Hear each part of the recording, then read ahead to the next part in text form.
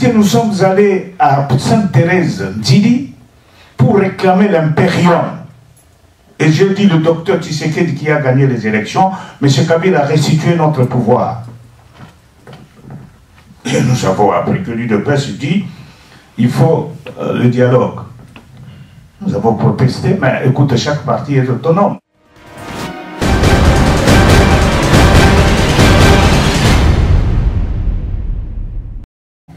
Nous ne voulons pas que quelqu'un qui a servi d'une manière ou d'une autre notre pays soit humilié.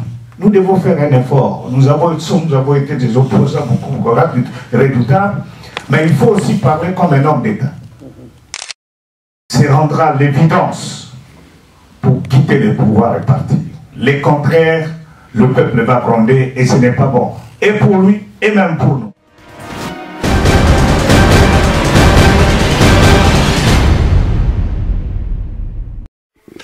Chers téléspectateurs du micro du Pasteur Bobo, partout où vous êtes à travers le monde, nous vous disons bonjour ou bonsoir, ça dépend de l'heure à laquelle vous nous regardez. Nous sommes là où il y a de l'information et nous sommes là pour vous.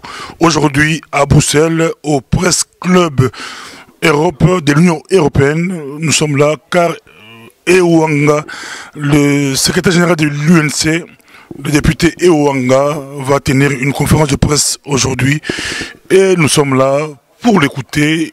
Il a été emprisonné par Kabila pour outrage au chef de l'État. Il a passé des mois à Makala et il est en Europe pour des conférences. Aujourd'hui c'est Bruxelles. Nous allons l'écouter par rapport au dialogue. Quelle est la position de l'UNC?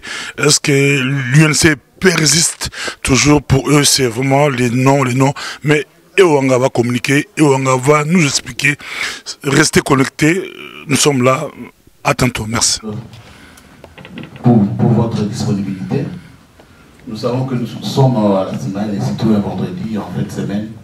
C'est pas facile de prendre de son temps pour venir à ce genre de rencontre. Aujourd'hui nous allons faire une conférence de presse ici, animé par le secrétaire général de l'Union pour la Nation, l'honorable Jean-Bertrand Ewanga Isiwanga, qui est en tournée ici en Occident. Et donc nous n'allons pas beaucoup traîner, mais lui-même pourra prendre le temps de vous expliquer les motivations de son déplacement. Et vous aurez aussi le temps de poser les questions. D'abord, nous allons lui laisser la parole pour qu'il se présente. Et ensuite, il fera un bref exposé. Il ne faudrait pas que les gens prennent le temps de ne pas...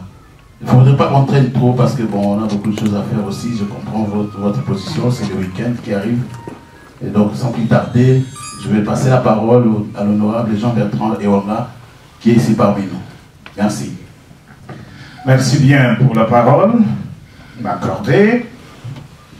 Moi, c'est l'honorable Ewanga, ici Ewanga Jean-Bertrand. Je suis le secrétaire général de l'Union pour la Nation congolaise, parti cher à l'honorable Vital Kamerhe. Je suis député national. Je suis un ancien gouverneur de province de l'Équateur, plusieurs fois conseiller de Premier ministre et de ministre. Je suis enseignant à l'Université pédagogique nationale, chef de travaux. Bon, marié, père de nombreux enfants. J'ai décidé, sur instruction de la direction politique et de la dynamique de l'opposition, de faire cette tournée. C'est pour apporter un message. Et notre message s'adresse aussi non seulement aux Congolais, et même aux étrangers, à la communauté internationale. Et le lieu ici est bien indiqué parce que c'est l'Union européenne. Vous vous souvenez bien que notre pays, la République démocratique du Congo, après le règne sans partage du maréchal Mobutu, nous avons eu l'avènement de l'AFDEL. Et les AFDEL nous a amené ce que Mouzé Laurent Désiré Kabila a dit, le conglomérat d'aventuriers a poussé jusqu'à provoquer un découpage, une balkanisation de notre pays. Il y avait l'État-gouvernement, l'État MLC, l'État RCD Goma et des entités contrôlées par les Maïmaï, RCD KMN et autres. Beaucoup de cas de viol des femmes. Je n'ai pas à vous apprendre. Le déchirement est allé jusqu'à attaquer la matrice sociale qui est la femme, qui est respectée dans nos coutumes. Elle est violée, elle est humiliée. Nos enfants, au lieu d'aller à l'école, sont devenus des enfants soldats qui ont causé tous les désastres dans notre pays. Le Maïmaï, vous connaissez. Il n'y a pas que ça.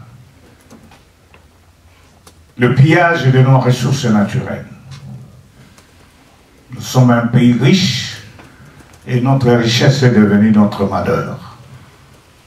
Les populations persécutées. Aujourd'hui, vous suivez ce qui se passe à Beni, continuellement égorgés comme des coqs, les compatriotes.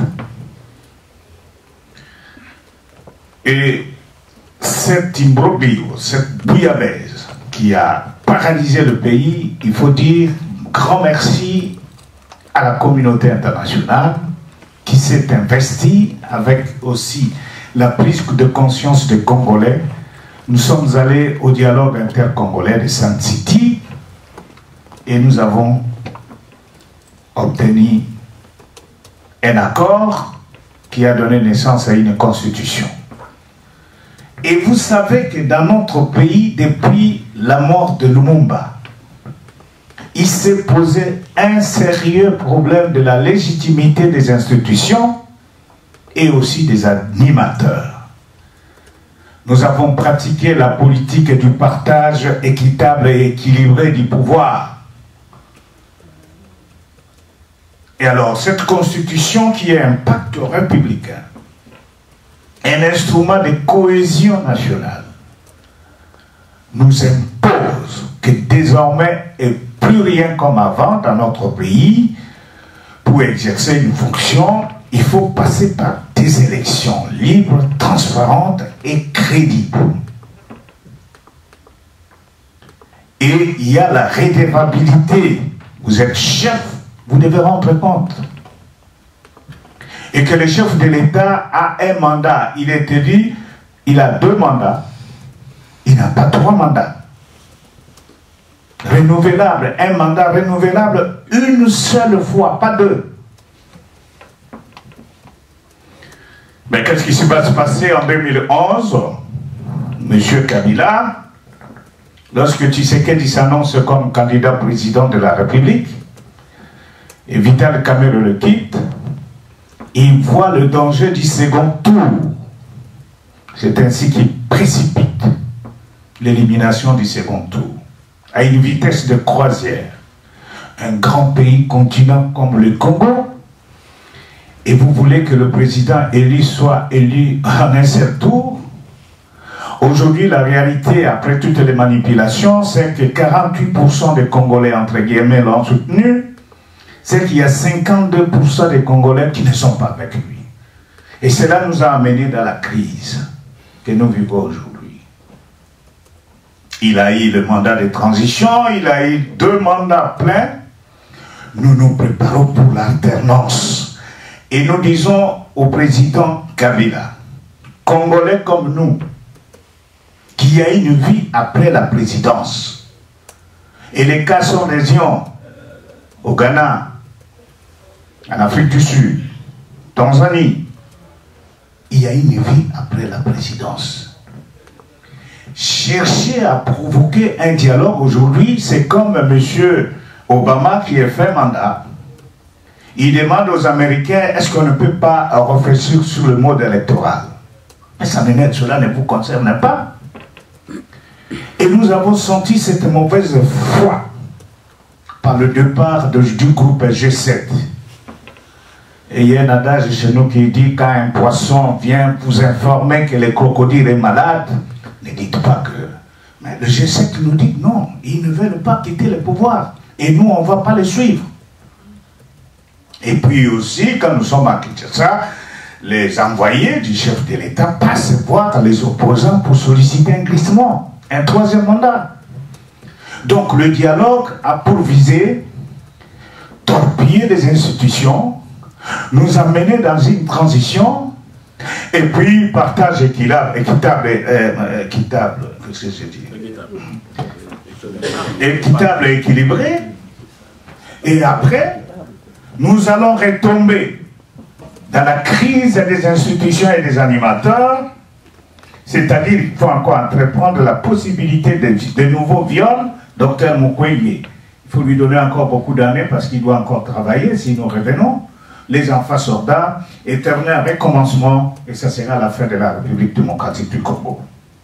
C'est pourquoi nous nous mobilisons comme un seul homme pour que la Constitution ne soit pas violée et que M. Kabila, il a servi à sa manière le Congo. Le moment est arrivé pour qu'il prenne bagage, il parte. Il parte et il est sénateur à vie. Il est sénateur à vie. Donc il peut toujours jouer un rôle dans notre pays. Donc, on ne doit pas toucher à notre constitution. La grande question, c'est que maintenant, est-ce que vous pensez que le temps qui vous reste, vous êtes à même à organiser des élections? Oui. Parce que l'OIF est venu, Organisation internationale de la francophonie.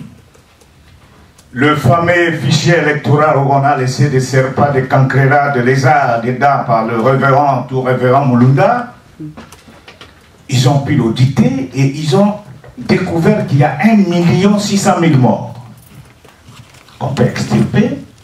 Il y a plus de 450 000 doublons qu'il faut éliminer.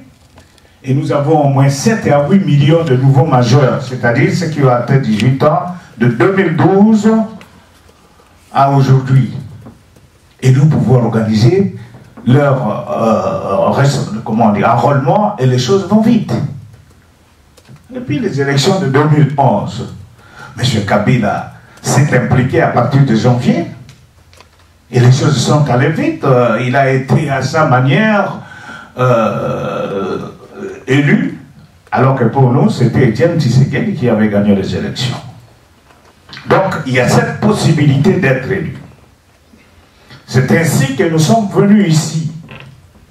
Vous qui êtes ici, l'Union européenne, qui est une communauté de droit, l'Union européenne qui nous a aidés à obtenir cette constitution. S'il vous plaît, si vous aimez ce peuple congolais, ce peuple qui continue à pleurer, aidez, et nous savons que vous avez ce poids, il ne faut pas vous disparaître, disons, vous effacer derrière les soi-disant le Congo c'est un État souverain. Écoutez, dans ce monde de la globalisation et de la mondialisation, est-ce qu'on peut parler encore des États souverains? Non. Alors ça sera une crise humanitaire et la conscience internationale risque d'être responsable. Voilà en quelques mots le contenu de ma pensée et je me mets à votre disposition s'il y a quelques questions pour un quelconque éclairage. Je vous dis merci. Voilà, je pense que l'honorable a été très bref et il sera, nous allons procéder peut-être par 2 questions. Il répond, à chaque fois on prend des questions. Bonjour, Audouin Amba, Congo indépendant. J'ai une question d'actualité. Hier, nous avons appris que Moïse Katumbi, l'ancien gouverneur du Katanga, et Félix Tshisekedi ont conclu un accord politique pour se battre, comme vous avez dit, pour que la Constitution soit respectée et qu'il y ait des élections présidentielles crédibles. Quelle est la position de l'UNC par rapport à cet accord? MPB, m'écoute parce que vous dites que pour Kabila, le moment est venu pour partir. Il partira comment? après le dialogue ou par des élections qu'on voit de plus en plus hypothétiques?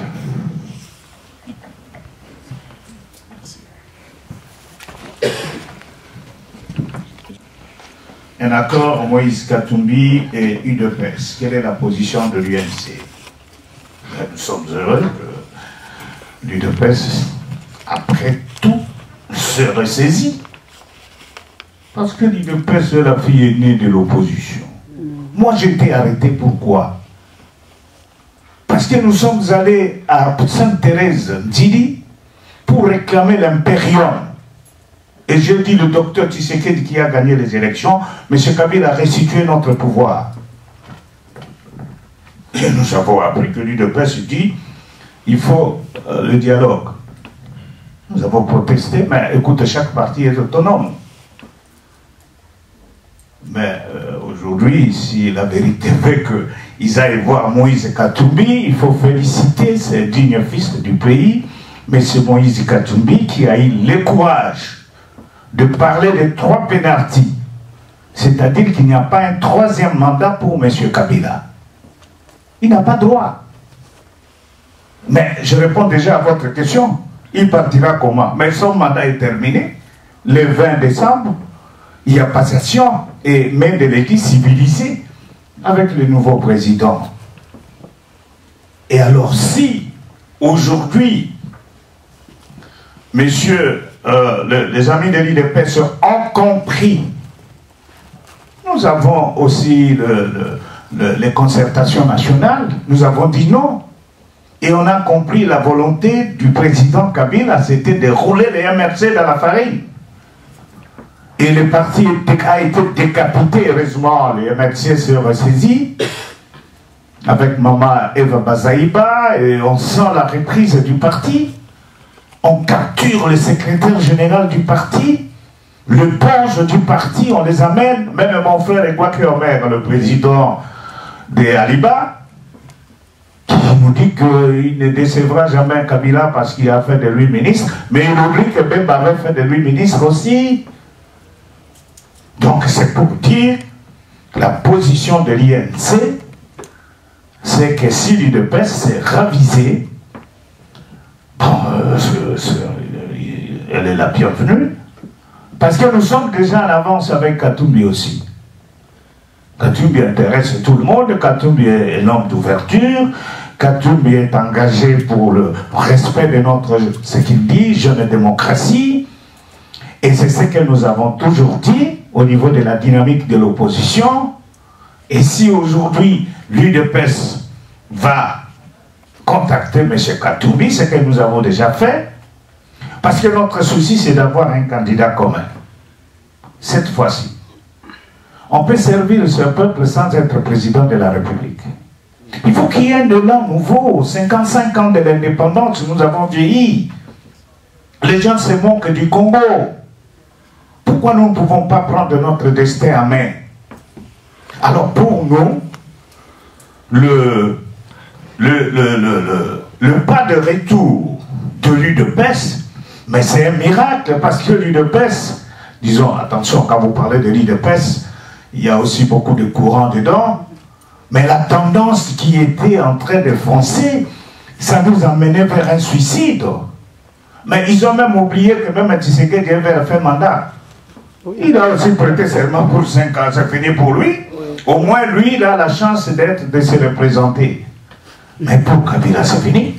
Il a fait ses 2 mandats et conformément à la Constitution, je crois que c'est tout le peuple qui doit se mettre debout. Et nous disons au chef de l'État que nous l'aimons. Nous allons le respecter quand il respecte la Constitution. C'est lui qui a les armes. Et s'il viole notre Constitution, il va marcher sur les cadavres. Et alors la CPI va s'intéresser, parce que n'oubliez pas que la route de la CPI, Ben Soudan attend toujours. Nous ne voulons pas que quelqu'un qui a servi d'une manière ou d'une autre notre pays soit humilié. Nous devons faire un effort. Nous avons été des opposants beaucoup redoutables, mais il faut aussi parler comme un homme d'État. C'est rendre à l'évidence pour quitter le pouvoir et partir. Les contraires, le peuple va gronder et ce n'est pas bon. Et pour lui, et même pour nous. Merci.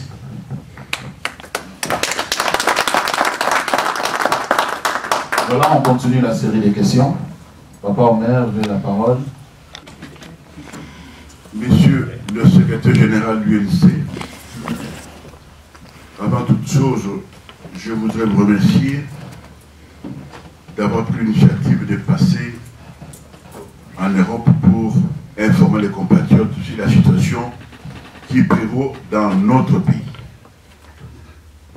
Je vais intervenir sur des points brûlants du moment, à savoir le dialogue, la candidature unique à la présidence, les forces communes de Bamako.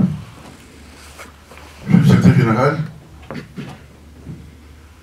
vous avez expliqué que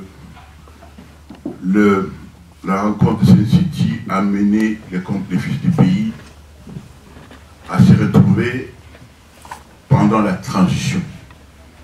Pendant cette transition, la constitution actuelle qui nous régit a été élaborée alors que Kabila était président de la République. Sans rester me tromper, dans ce parlement de transition, nous, alors que la famille de Kabila était majoritaire, nous nous sommes battus bec et oncle pour arracher l'essentiel de ce que devait être la démocratie de notre pays. Cette transition a été promulguée par le Kabila lui-même. Et donc, ceci étant, il a prêté seulement en disant qu'il va respecter la constitution qu'il a promulguée lui-même et qu'il est la loi fondamentale. Et à sa qualité de chef de l'État, garant du bon fonctionnement des institutions, qu'il allait veiller à cela. Nous ne nous étonnons pas de son comportement de ce moment. Vous avez commencé par parler d'Aftel. En venant au Congo, ils nous ont fait croire que nous venons chercher Mobutu parce qu'il est dictateur. Merci. Moi, c'est Otto Kabeka Kalonji, secrétaire régional de l'UNC pour la Wallonie. Monsieur le secrétaire général, la constitution congolaise, depuis 1960, a toujours prévu un chapitre qu'on appelle dispositions transitoires. Et très souvent, dans les dispositions transitoires, on dit le président en fonction, le reste, jusqu'à l'élection du nouveau président. Ma question serait sans objet si dans la constitution actuelle, une telle disposition ne figure pas. Ça figure.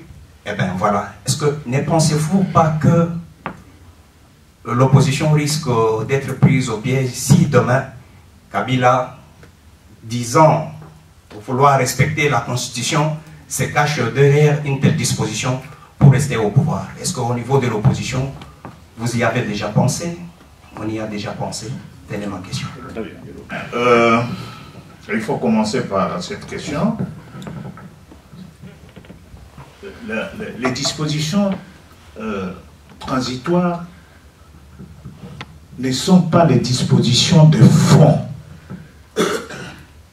Quand on dit reste en fonction, c'est en attendant, non pas l'élection, la passation du pouvoir. Oui, le constituant que nous étions, nous dans notre tête, nous disions que après l'élection, je crois même en France, aux États-Unis, c'est chaque le 20 janvier, après les élections, vous ne pouvez pas. Mais la question vaut son pesant d'or, parce que chez nous, on n'a pas déterminé la date. Mais on dit, le chef de l'État est élu pour 2 mandats. Ça, c'est la disposition de fond. Un mandat renouvelable une fois, c'est une disposition de fond. Je ne suis pas juriste, je crois que les juges... Mais le transitoire, je ne sais pas en France, il faut combien de temps? Je ne sais pas, je crois 1 mois ou je ne sais pas moi. J'ai vu quand Chirac est parti, Sarkozy est allé se baigner, je ne sais pas moi, vers Méditerranée là-bas. Il était sûr qu'il allait prendre son pouvoir sans ne poser aucun problème et que le 14 juillet, c'est Chirac qui a présidé alors qu'il n'était plus président. Et après, il y a une cérémonie. Donc, avoir un chef de l'État qui se réfugie derrière une telle disposition, alors là, vous cessez d'être chef de l'État. Et c'est dangereux pour la République. Et à ce moment-là, je crois que celui que nous avons, il ne va pas... il comprend. Et je sais que Mende, quand il passe à la télé, il dit, la Constitution a prévu le glissement. Regarde, aucun référendum. En copiant le voisin d'en face. Et à ce moment-là, le référendum va nous amener vers la violation de la Constitution flagrante. Nous allons encore revenir dans les viols de femmes, les enfants dans le pillage de ressources et autres. Mais qui survivra, nous ne savons pas. La candidature commune, quelle est l'idée de l'INC? Le président Vital Kamerhe, c'est un grand démocrate. Et il est aussi un grand pion, un gros poisson, chez nous au Congo. Et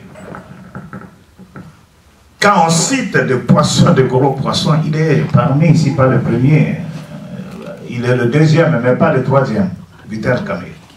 Ça, je peux vous le dire. Mais notre intention aujourd'hui, n'oubliez pas que dans ces choix, il y a aussi la donne de la communauté internationale. Je crois Dieu, il a créé la terre, il a laissé la gestion de l'humanité. Bon, ça, on n'entre pas. Mais nous pensons que, vous me demandez moi, quelle est notre position, mais moi j'ai un candidat président. Mon candidat, il s'appelle Vital Kamerhe. Non. Et nous allons nous retrouver et on mettra la donne dans la balance. Et je crois si l'intérêt supérieur de notre pays veut que ce soit Vital Kamerhe, nous allons tous applaudir. Et je ne veux pas penser autrement parce que je crois que mon candidat il remplit toutes les conditions, la tête carbure bien, je crois, voilà. Je ne suis pas peut-être clair, mais vous comprenez mon émotion. Qu'est-ce que l'opposition a fait pour la fosse commune de Maloko? Et pourquoi les pouvoirs refusent? La Belgique a même prévu une somme, 1 million d'euros, pour qu'on ouvre la fosse. Le gouvernement a refusé, il y a un problème. Et ce que nous faisons aujourd'hui, avec l'assistance de la MONUSCO et des organisations internationales des droits de l'homme, c'est d'identifier des familles qui aujourd'hui recherchent encore leurs enfants. Et je vais vous dire que la liste a dépassé 200. Alors il y a un problème. C'est pourquoi le 19 janvier, l'opposition, nous allons célébrer la mémoire de nos compatriotes qui ont été fauchés par un pouvoir aveugle ou qui cherche à s'imposer. Nous allons avoir une journée d'action. Et puis le 18 février, nous allons fêter le 10e anniversaire de notre Constitution. Ah, c'est vous dire que toutes ces actions, vous êtes un vieux loup, sont pacifiques, je ne peux pas dire autrement, parce que c'est conforme aux lois de la République. Donc nous faisons quelque chose.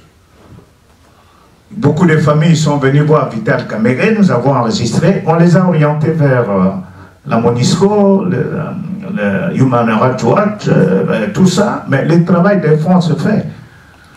Finalement, on finira par savoir le contenu de la fosse commune. Je ne sais pas si j'ai répondu à toutes les questions. Et il faut dire qu'il y a un miracle au Congo. Les Congolais aujourd'hui se mettent ensemble, ils postent un ministre. Ils démissionner. Mais il faut lire les signes des temps. Et il y a des gens qui rêvent, hein, et il faut lire les signes des temps. Les choses changent et doivent changer. Voilà, merci. Merci, merci, honorable. Nous allons continuer. Je voudrais juste préciser une chose comme l'honorable l'a dit, l'article 70 dont on a fait allusion tout à l'heure, c'était une mesure de transition. Et il dit exactement ceci. Paragraphe 1er. Le chef de l'État est élu au suffrage universel direct pour un mandat de 5 ans, renouvelable une fois.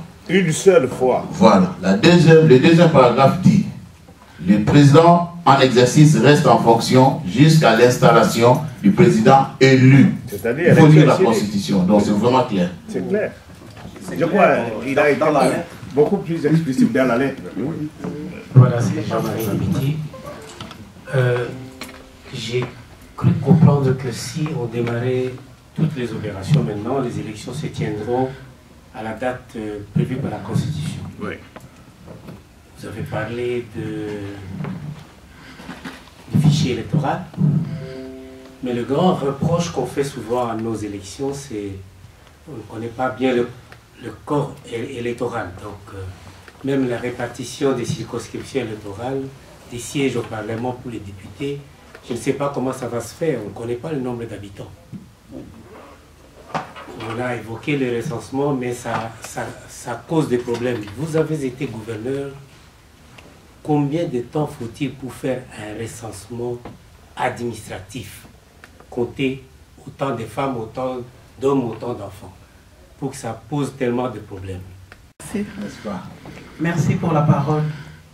Madame Kato Irengue, secrétaire régional adjoint INC Flandre. Merci. Monsieur le secrétaire général, je vais parler au propos de monsieur le procureur général. Ma question est celle-ci. Le procureur général, pour le moment, il est en train de menacer l'opposition. Je ne sais pas quelle est votre stratégie en dynamique d'opposition si jamais, par peur, les peuples ne vous suivent pas. Les propos du procureur général de la République, ça c'est l'intimidation. C'est-à-dire que la peur les habite. Ils ont peur parce que quand on parle de l'article 64, ils ont senti les effets le 19, le 20, le 21. Moi j'étais en prison. Certains avaient même fui, traversé le fleuve la nuit. Et si cette opération n'a pas réussi parce que Barumbo et la commune de Kinshasa n'étaient pas rentrés dans le jeu. Parce que la spécificité de cette action, c'est qu'on a refusé ces histoires de venir sur la route. Tout Kinshasa en mouvement. Mais ils n'ont pas assez de policiers pour gérer les 12 millions de Kinois. Parce qu'à Kimbasek, on bouge. À Kingabwa, on bouge. Mongafoula, Maloueka, ainsi de suite. C'est aussi une stratégie inventée par notre peuple. Ça, c'est la peur. Maman, je vous dis, le peuple congolais de Kin là-bas est même plus avancé, plus engagé que moi qui vous parle ici. Et d'ailleurs, certains propos que je tiens ici, en disant notre président, et je suis un homme d'État, ainsi de suite, on peut me gifler. Dans certains quartiers de Kinshasa, si je dis ça, va répéter à Namabanda. Olembongo. Donc le peuple est en avance. Le peuple congolais a compris. Et que Makambaba, post-ministre, tout ça, et même nous avons compris que comment on peut vivre heureux seul. Donc vous êtes riche vous-même, milliardaire, et entouré de pauvres. Ça n'a aucun sens. Ça peut se faire. Mais dans la stratégie ici, c'était pour nous endormir. N'oubliez pas que le professeur Bochab a écrit un livre. Et Kinke Moulumba, le grand professeur d'université, a dit que dans le stock en République démocratique du Congo, même vous là, vous ne représentez rien, les savants, c'est le chef de l'État. C'est très grave. Lui qui remet des diplômes aux gens et il va jusqu'à raconter de sa vie comme ça. Bon, ça n'engage que lui-même. Donc, les enrôlés, ça se fait rapidement. On ne prend pas tout le monde. Les enfants de 15, 17, non, on prend seulement de 18 ans. Et on va vite. Parce que quand vous arrivez dans un village, ce n'est pas tout le monde qui a au moins 18 ans. Ils sont 30 et vous avez fini alors qu'il y a des enfants de l'école primaire, tout ça. Mais le recensement Le Congo a cessé d'organiser ça. Il en faut. C'est depuis 1981 jusqu'à aujourd'hui. Mais il est vrai que quand on termine un enrôlement, nous avons le nombre de populations enrôlées. On va maintenant calculer un coefficient pour trouver des sièges. Et les sièges, c'est le Parlement qui détermine, en tenant compte du nombre des enrôlés. On dit, bon, un député, hier, si nous étions à 20 millions, un député représentait, par exemple, 40 000 habitants. Mais si nous sommes à 30 millions, un député va représenter 60 000. Et ça se calcule, c'est un calcul facile, et ça s'est fait. Je ne sais pas si j'ai répondu à cette question. Voilà. Secrétaire général, j'ai deux questions et je ne poserai plus de questions. La première, c'est au sujet de... Surtout que j'attendais beaucoup de questions. Oui, c'est la candidature unique pour l'élection présidentielle, le candidat unique. Est-ce que vous allez organiser des primaires au sein de l'opposition pour désigner ce candidat unique? Ça, c'est ma première question. La deuxième question est un peu dérangeante. Allez-y. Le 5 décembre, M. Jean-Pierre Lissanga Bombanga se trouvait là où vous êtes. Il a comparé les membres de la dynamique de l'opposition et ceux du G7, un peu comme l'UDI de 90. Il dit que vous êtes venu dans l'opposition pour chercher à vous blanchir. Est-ce votre avis? Papa Jeune pour la Radio Panique. Une question. Aujourd'hui, on dit qu'il n'y a pas de moyens pour organiser les élections. Comment faire pour trouver les moyens nécessaires pour organiser ces élections? Merci. C'est un faux prétexte. Mais ma tata, on m'a arrêté. Moi, je dis, Batira Bison dans la primature, la cravate rouge. Je n'ai pas cité son nom. Mais on m'a dit, non. Ceux qui portent la cravate rouge, moi-même j'ai une cravate rouge, ce n'est pas pour autant que je deviens ganga. Ça, c'est passé. Ma tata nous a parlé d'abord de la croissance. Et puis après la croissance, le Congo est devenu un pays émergent. Ça ne vient pas de moi. 2 chiffres, croissance. Beaucoup d'argent. Et, je ne sais pas, ils vont nous acheter des avions d'occasion. Moi, j'appelle ça des bilocos, qui n'ont pas été budgétisés. Et il y a eu un contrôle au niveau du Parlement. Ma tante a fait des dépenses de plus d'1 milliard de dollars sans l'autorisation du Parlement. Vous vous imaginez ça en Belgique, je ne sais pas. Et ils ont prétendu qu'ils n'ont pas d'argent pour organiser les élections de gouverneurs. C'était 2 millions. C'est faux. Le problème, c'est qu'ils se sont rendus compte que s'ils organisent les élections, les 5 gouverneurs de l'Équateur seront tous Dieu merci. Tous les 4 du Katanga seront tous proches à Katumbe. Ah, c'est un danger. Maintenant, il faut nommer Baning. Voilà. De petites fuites comme ça. Il y a l'argent. Chaque année, nous avons mis de côté 250 millions de dollars de budget électoral. De 2012 à aujourd'hui, ça fait 1 milliard. Le problème ici, c'est qu'il n'y a pas de volonté politique. Les gens veulent nous bloquer. Les gens veulent tricher. C'est ça le problème que nous avons ici. L'argent est là. Donc, et c'est ça le schéma du glissement. Et nous disons que si vous nous amenez dans le glissement, la Constitution dit que c'est Kengo qui organise les élections. Parce que vous avez terminé votre mandat. Vous allez encore me dire quoi? Alors ça, c'est une question que nous devons voir. Donc, l'argent est là. Et pour mobiliser de l'argent, il faut appeler les chefs coutumiers, battre les tambours.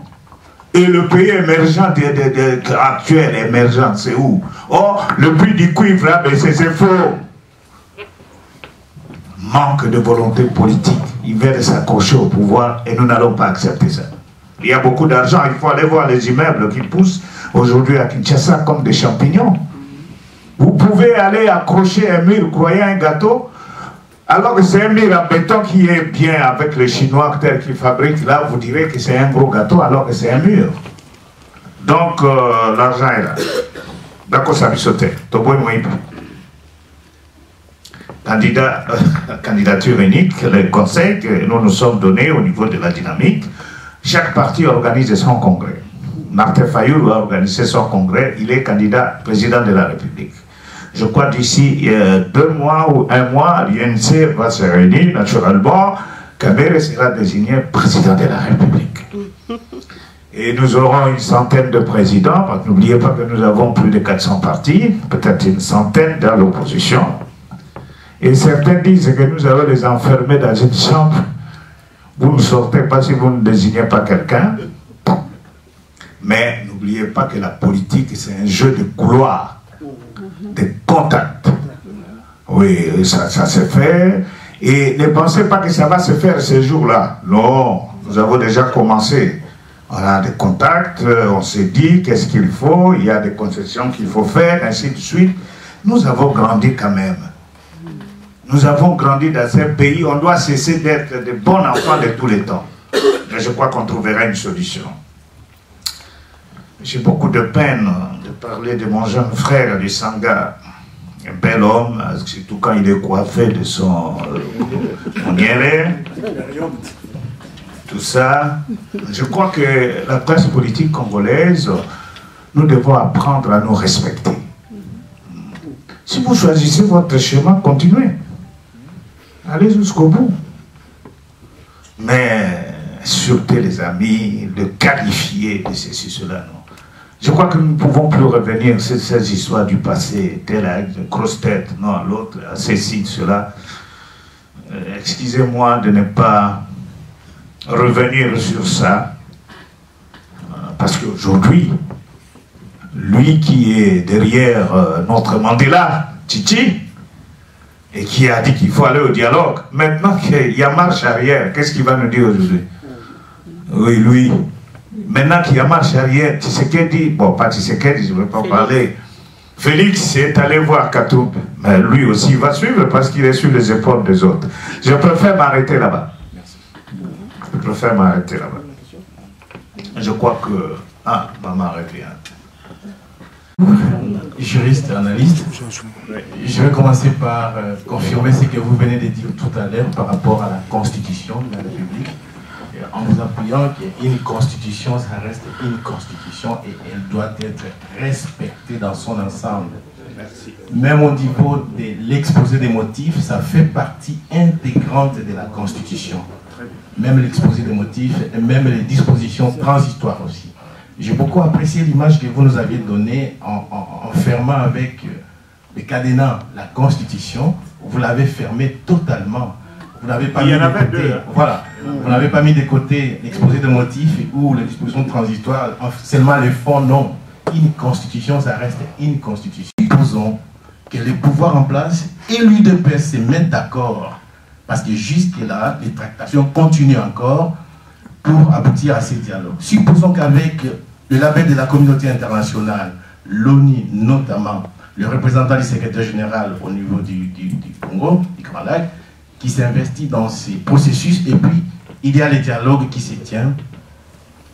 Admettons qu'ils aboutissent quand même à quelque chose qui ne parle pas du glissement du calendrier électoral, et qu'ils aboutissent à quelque chose, à des résolutions qui s'imposent à tous. Constitution, c'est quelle résolution par exemple? Sur l'organisation, essentiellement sur l'organisation des élections. Sans toucher la Constitution. Sans toucher la Constitution, voilà, c'est ce que je veux dire. Par exemple, le